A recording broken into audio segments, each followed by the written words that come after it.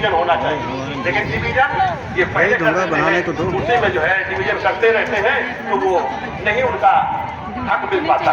तो ये सबसे पहले हमें इस स्थिति को पैदा हो, और वो सब ये हो सकता है कि हम चेन सिस्टम बना लें कि हम जुड़े रहें और हर व्यक्ति जितना जिसका काम जितनी जिससे उसकी स्थिति है वो उतना अपना वेतन उसको मिले या उसका इनकम हो, तो रोजगार की स्थिति है।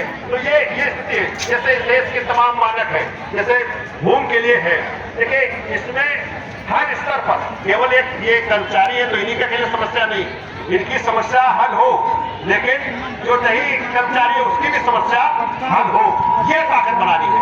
और इसी तरह से सबकी समस्या का हल हो सकता है। इनके कर्मचारियों की पहले हल होगा तो उनकी भी हो जाएगी, लेकिन एक रास्ता ऐसा होना चाहिए जो सबके लिए काम करे, क्योंकि ये देश में जो बंटवारा है कि लोकतंत्र की स्थिति पैदा होते हुए भी लोकतंत्र से चुनाव होता है, ताकत बनती है, देश को संरक्षित किया गया है, तो इसमें फिर भी जो है हम एक साथ संरक्षित नहीं। आज देश जो टुकड़ों में था,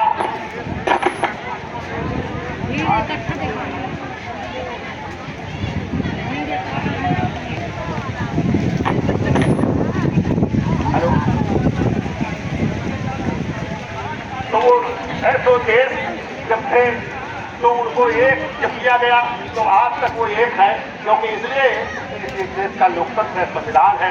तो आज पूरे देश में रहने वाले वो किसी भी भाषा का हो, किसी भी कल्चर का हो, किसी भी जाति का हो, किसी भी धर्म का हो, लेकिन सब लोग गर्व से कहते हैं देश हमारा। तो ये उससे लोकतंत्र की एक खूबियत है। अगर इस लोकतंत्र को जो भागीदारी का शब्द है तो वो लोकतंत्र अगर नीचे तक उतार दिया जाए, समाज में उतार दिया जाए और उसको आर्थिक, तो इस देश में हर व्यक्ति हो जाएगा, वो इस देश में हर ताकत हो जाएगा। आज वो उसकी ताकत माइनस हो जाती है कि जहाँ एक शक्ति बनती है वो शक्ति एक दूसरे को खिलाफ खड़ी हो जाती है, क्योंकि अपने स्वार्थों में लग जाते हैं। तो स्वार्थ रहे लेकिन एक दायरे के आधार पर रहे, तो फिर इस देश में ये स्थितियाँ खत्म हो जाएगी। फिर इस देश में हर व्यक्ति को एक मौका मिलेगा अपना विकास करने का उस सिस्टम से। तो ये दूसरा नहीं करेगा, क्योंकि इस देश के जो ब्यूरोक्रेट है वो उसने जो करना चाहिए नहीं, क्योंकि संविधान में 3 पार्ट है, एक विधायिका है, एक जो है आपका IAS जो कार्यपालिका है और एक न्यायपालिका है, लेकिन तीनों से अलग अलग है। वो एक दूसरे के साथ एक दूसरे के लिए काम करते हैं। वो इस देश समाज के लिए काम नहीं है, लोकतंत्र के लिए काम नहीं करते। वो उस विधायिका को बचाता है और अपने को बचाने के लिए वो उससे पीछे घूमता है। तो यहाँ जो उसको करना चाहिए, जो संविधान का पार्ट है, संविधान के आधार पर काम करना चाहिए, वो संविधान को काम करता है। तो इस तरह वही न्यायपालिका है जो आज एक जजमेंट होना चाहिए, संविधान के दायरे में होना चाहिए, लेकिन जजमेंट होता है संविधान को अलग अलग। आज इतने दिनों से जो बैठे हैं उनसे वार्ता पॉजिटिव होनी चाहिए, उनकी समस्याओं को हल करने के लिए बात होनी चाहिए, लेकिन समस्याओं को हल करने की नहीं है, केवल उनको कैसे उस आंदोलन से अलग किया जाए, कैसे उनको वापस किया जाए, इसकी प्रवृत्ति है। उनके पर कहीं लाठीचार्ज, कहीं तमाम तरह की उत्पीड़न कार्रवाई, तो कहीं उनके वेतन भत्ते में कटौती, तो इस तरह का जो सिलसिला चला रहे हैं, तो ये ब्यूरोक्रेट भी सबसे बड़ा दोषी है और न्यायपालिका इसलिए दोषी है कि जो निर्णय आना चाहिए वो निर्णय नहीं आते हैं, वो उनपे डिले होता रहता है, निर्णय समय से होते ही नहीं है, तो और समस्याएं बढ़ती जाती हैं। तो इस तरह से अगर ये ब्यूरोक्रेट और न्यायपालिका ठीक हो जाए तो इस देश की विधायिका फिर सही काम करने लगी, वो फिर अलग नहीं जा सकती है। तो इस तरह के इस व्यवस्था को हमें सबको मिलकर लागू कराना, हमें ताकत बननी होगी, क्योंकि जनशक्ति से इस देश का निर्माण होता है और जनशक्ति से वो पावर में पहुंचता है, तो उससे भी वो जनशक्ति बने कि आपके बीच से पहुंचने वाला आपके लिए काम करना चाहिए, इस देश के लिए काम करना चाहिए। तो ऐसा अगर पहुंचना शुरू हो जाएगा तो इस देश में देश फिर से आदर्श भारत बनेगा, आदर्श भारत बना दे। तो उसको चेन सिस्टम से आपको जुड़ना, ये जिसके आप हकदार हैं वो हकदारी आज तक मिली नहीं। आज हम सब मिलकर उस हकदारी को पैदा करें, ये ताकत बनेगी। आज केवल अगर आप साल उड़ाकर सम्मान कर रहे हैं तो केवल साल उड़ाकर नहीं, आपके रहन में भी वो सम्मान आना चाहिए।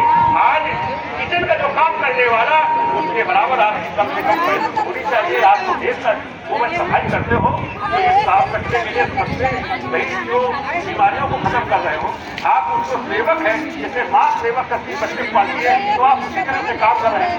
ये भी उसकी शिक्षा में तब्दील होनी चाहिए, ये तकनीकी शिक्षा के आधार पर आना चाहिए। आज जो सफाई का काम है, जो और तमाम काम है, ये जो जूता चप्पल का काम करने वाले हैं, तो गंदा काम जिससे अपमानित हो रहे हैं, और चौकीदारी का भी सम्मान करने के लिए अपमानित का है। तो ये सभी जो है शिक्षा भी तकनीकी आधार पर होनी चाहिए। आज अगर वो सफाई करने वाला नारे में अगर घुसता है तो टेक्निकल होना चाहिए, उसका उसके सम्मान होना चाहिए। वो यही और यही की डिग्रियां होनी चाहिए, और डिग्री अगर हो जाएगी तो वो देश की बराबरी पर जाएगा ना, फिर उसके आधार पर सम्मानित होगा। आज उसको एक मजबूर समझ के, एक बेसहारा अपमानित समझ के उसके साथ व्यवहार होता है। इतना बड़ा टेक्निकल है, वो नीचे जाकर वही साफ कर सकता है, दूसरा नहीं कर सकता है, लेकिन उसको अपमानित किया जाता है। तो ये सारी चीजें हैं, ये सारी चीजों को दूसरा नहीं चला रहा है, तो इसे हम सबको मिलकर चलाना होगा। और इस देश में हमें शिक्षा का भी रूप लाना होगा, हर क्षेत्र में हमें काम करना होगा, और ये काम हम सब एक मिलकर कर सकते हैं और इसे किया जाएगा। क्योंकि अभी तक बाबा साहब ने जो काम किया, जो मानवता थी, तो उन्होंने तो वो छोड़ दिया कि नहीं, ये जब इस तरह से आ जाएंगे तो एक शक्ति बन जाएंगे, ये अपने आप से काम कर लेंगे। लेकिन आज तक वो अपने आप से वाला नहीं हो रहा है, क्योंकि इस देश में जो बंटवारा है, तो उसे भी हमें उस बाबा साहब के सिद्धांतों को लागू करने के लिए हमें उस तरह से जोड़ना होगा, ताकत बननी होगी। जब वो उस तरह से ताकत बन जाओगे तो इस देश का मालिक या वो सबसे बड़ी कुर्सी प्रधानमंत्री या मुख्यमंत्री या राष्ट्रपति फिर आपके बीच होगा। क्योंकि जब आप मेंबरशिप से पूरा जुड़ेंगे तो फिर देश का जो अपराध से सम्मिलित रहता है, जो इस देश की बड़ी कुर्सी पर बैठने वाला, वो ये तो अपराधी के रूप में रहता है या फिर अपराधियों का संरक्षण करता है, फिर वो इस देश से नहीं रह सकते हैं। या तो आपसे मिलकर चलेगा या तो फिर देश को छोड़ने के लिए मजबूर हो जाएगा। ऐसी व्यवस्था को हम ही अब ला सकते हैं, इस देश के आप ही लोग ला सकते हैं, दूसरा नहीं ले सकता है। दूसरा तो अपने आप को ऊपर के सपना देखता है, ऊपर तो ले जाता है, लेकिन नीचे वालों को आपके बीच का देख के कोई अगर थोड़ा उठ गया तो ऊपर तो दोस्ती करना चाहता है, लेकिन आपसे के साथ नहीं रहना चाहता है, आपको अपने साथ नहीं जोड़ना चाहता है। इसलिए साथियों, ये बात हमें तैयार करना होगा, हमें ऐसी धारा तैयार करनी होगी कि जो व्यक्ति वहां पहुंचा है, जो इस देश का बड़ी कुर्सी पर बैठा है, उसका भी संबंध नीचे से रहना चाहिए। क्योंकि मेरे बीच से गया है तो फिर मेरे साथ संबंध होना चाहिए। हम उसे जब कोई बात हो तो हम उससे बात कर सकते हैं, हमें बीच का बिचौलिया नहीं चाहिए, क्योंकि मेरे वोट से गया है, मेरी ताकत से गया है और मेरा भाई था, तो फिर मेरा भाई रहना चाहिए। ये व्यवस्था हमें पैदा करनी होगी, ये पैदा बहुत जल्द हो सकती है अगर आप इस सिस्टम से जुड़े। क्योंकि बहुत बड़ी वो नहीं है कि संघर्ष करना है, ये तो आपका अनुभव जहाँ रहते हो वहाँ हर जगह पर संघर्ष होगा। आज वो संघर्ष इस देश की ताकत बनाने के लिए होगा, अपनी समस्याओं को खत्म करने का होगा। तो जिसे आपकी बात हो गए तो फिर आपके बीच में वो प्रधान भी बनेगा, सभासद भी बनेगा, जिला पंचायत भी बनेगा, जिला पंचायत अध्यक्ष भी बनेगा। इस देश के हर जगह आपका कब्जा होगा, आपकी धारा का कब्जा होगा। क्योंकि आपके साथ जो चलेगा, जो संविधान को मानने वाला हो, वो किसी भी जाति धर्म का हो, इससे हमारा कोई भेद नहीं है, वो हमारा भाई है, जो इस देश के मूल लोगों से जो मिलकर चल रहा है, जो अपने अधिकारों के लिए वो अपने अधिकार चाहता है, तो फिर अपने अधिकारों के लिए क्या होगा, तो सबके अधिकार मिलना चाहिए। ये देश का हम सभी लोग देश के हैं तो एक दूसरे के सहयोगी हैं, हम बंधु हैं, भाई हैं, तो हम एक दूसरे के साथ खड़े होंगे। हमारा कोई बिरादरी से नाता नहीं, कोई धर्म से नाता नहीं, हमारा नाता भाईचारे से है, एक दूसरे से। तरीके से हमारा रिश्ता बनना चाहिए जैसे हम भाई बहन होते हैं, जैसे भाई होते हैं तो उस तरह से रिश्ते हमारे आम लोगों को बनने चाहिए। ये तभी बन सकता है जब एक लोकतंत्र की बात आती है। लोकतंत्र किस तरह से है, इस तरह से ये देश के ही नहीं बनाता है, लेकिन वो यहाँ दुनिया बना रहा है। जो यहाँ अधिकार की बात है, यहाँ का नेता देश को संबंध रखता है, उसमें भाईचारे की बात करता है। जब विदेश जाता है तो कहता है कि हम भूख के धरती से आया, हम युद्ध नहीं चाहते, हम प्यार होकर चाहते हैं। लेकिन यहाँ वो आपको अलग अलग करने का काम है। तो ये व्यवस्था हमें खत्म करना होगा। अगर इस देश में अगर भाईचारा लाना है तो फिर देश का जो आदर्श भारत का भी निर्माण है। यह देश जो विश्व गुरु की बात करते हैं तो वास्तविक रूप से गुरु की पैदा करेगा। ये तभी हो सकता है जब देश का हर व्यक्ति शिक्षित हो, जब हर व्यक्ति रोजगारित हो, तभी यह देश गुरु के स्तर हो सकता है। क्योंकि पहले जब हुआ था, जब इसका नाम था, तो लोग यहाँ पढ़ने आते थे, यहाँ शिक्षा पाने आते थे, यहाँ की कल्चर को समझते थे। लेकिन आज स्थिति यह है कि हम विदेश पढ़ने के लिए तैयार है, लेकिन हमें यहाँ शिक्षा नहीं दी जा रही है, यहाँ शिक्षा नहीं दे पा रहे हैं। लेकिन विदेश के लिए वो लोग जो इस देश को तोड़ा है, वो लोग विदेश जाने में तो ये चीजों को हमें कम करना होगा। हमें अपनी स्थिति पैदा करनी होगी, जो हमारा संविधान कहता है उस स्थिति को हमें पैदा करना होगा।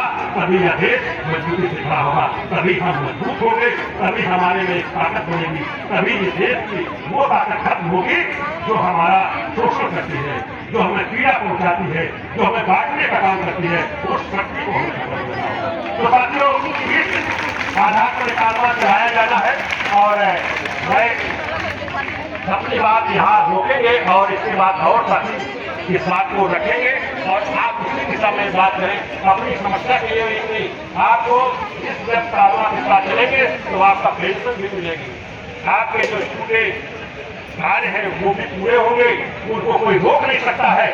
और ये मैं ज्यादा नहीं कहता हूँ, अगर अक्सर है तो जो नई सरकार बनेगी ये सरकार ही करने के लिए तैयार हो, क्योंकि आज की स्थिति ऐसी नहीं है। आपको उस तरह की धारा को जलाना होगा, क्योंकि तब वही लोग उस सत्ता में पहुंचेंगे जो लोग आपकी समस्याओं के आपको खत्म करने के लिए तैयार हैं। चाहे पार्टी कोई उनका एक सोच बनेगी, जब आपकी सोच बनेगी, वोट देने वालों की सोच बनेगी, तो फिर वोट देने वालों की भी सोच बनेगी, अन्यथा वो वहां तक पहुंचेंगे नहीं। ये हम दावे के साथ कह सकता हूँ। इसलिए इस कारवां को हम लोगों ने पसंद किया है, इस कारवां के साथ चलने का। हम लोग वहाँ जाने का नहीं, हम आपके बीच रहने का, क्योंकि माननीय कांशीराम जी ने संकल्प लिया था कि हम लोग भी उन्हीं के संकल्प में जुड़े थे। माननीय साहब जो है हम लोगों को घर से ले गए, हमारे घर आए, हमारे घर हमको आमंत्रित किया। मैं वहाँ गया, सब में बापरे में काम किया। ये जो राय सागर जी है, ये भी उन्हीं के साथ वो इनको भी लाए थे। और ये भी ये तो भाई कर्मी नहीं थे, ये तो अपना नौकरी छोड़ दिया था उसमें और ये उसके साथ लगे थे, लेकिन इनको मौका नहीं मिला, ये काम करते रह गए। और आज उस लड़ाई को, उस बाबा साहब को कारवां को बढ़ाने के लिए हम लोग फिर से चलने के लिए तैयार हैं, क्योंकि आज अगर नहीं चला गया तो कल जो अंधेरा दिखाई दे रहा है, जिसको अंधेरा को उजाले में नहीं बदल सकता है, तो आज ही हम समझ जाए तो फिर यह उजाला जो पैदा हुआ था, उजाला पैदा हुआ, फिर से माननीय कांशीराम की विचारधारा सफल होगी, साकार होगा, तो फिर इस देश के लोग साकार होंगे। और आज लोग इस बाबा साहब का या माननीय कांशीराम का या देश के तमाम महापुरुषों का नाम इसीलिए लेते हैं कि उन्होंने अपने लिए नहीं, अपने बच्चों के लिए नहीं, वो देश के लोगों के लिए साथ रहे। क्योंकि सबसे अपना वो देखते थे कि नहीं ये सब देश हम किसके साथ हैं, हम के हमारे हैं, इसलिए रास्ता नहीं थी, तो आज वो रास्ता खत्म हो गए हैं। इससे हमें आपके मैं भी धन्यवाद साथियों, धन्यवाद।